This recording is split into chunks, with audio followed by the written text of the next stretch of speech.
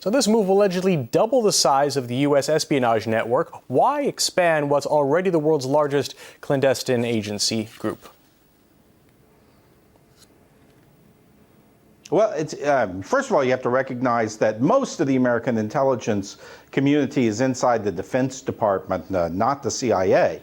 But this planning change actually can be read as an admission of sorts, and that is that the intelligence that's been collected by this massive apparatus has been very, very weak, particularly in the critical Northeast, Middle East, and the North Africa region, and also in Pakistan. The intelligence community did not see the Arab Spring coming. It has had notorious misassessments about the situations in countries like Egypt and Syria, for instance.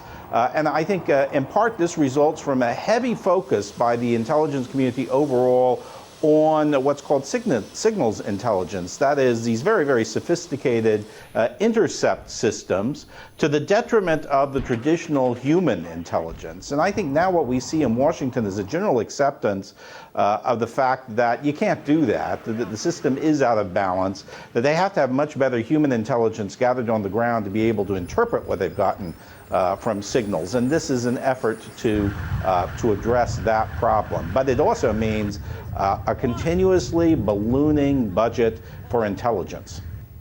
Now, who are the likely targets of this new spy apparatus, or this expanded spy apparatus?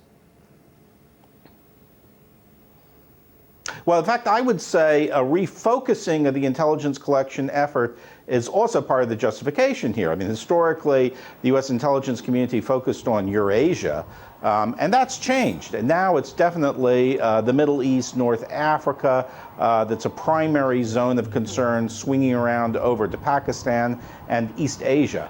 And I think these are areas where there's a general assessment that while the U.S. is spending tremendous amounts of money, its product is pretty weak. So do you think this is a way to justify more defense funding? Because wouldn't this be just better served by strengthening, bolstering the CIA's own existing spy network? Well, that's another part of the game here. What we've seen over the last decade, really since 9/11, is a very dramatic increase in spending for the military, starting with a doubling, essentially, of the CIA budget, about half of that going into contractors.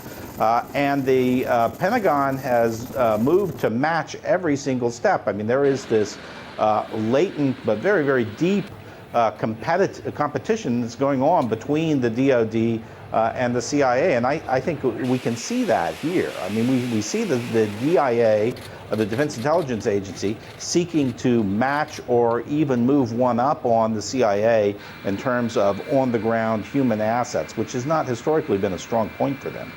We're running out of time, but I want to get one more question about U.S. drone strikes, which have drawn worldwide criticism over many of them for the collateral damage that they cause. In Washington, there was a reluctance to take responsibility for much of it. Do you think this new spy network will bring more accountability? No, but I think the U.S. is going to have to come to a reckoning with this issue so far. I mean, so far it's been evaluated over and over again on the basis of each individual strike. Did that strike hit its target? If so, great success.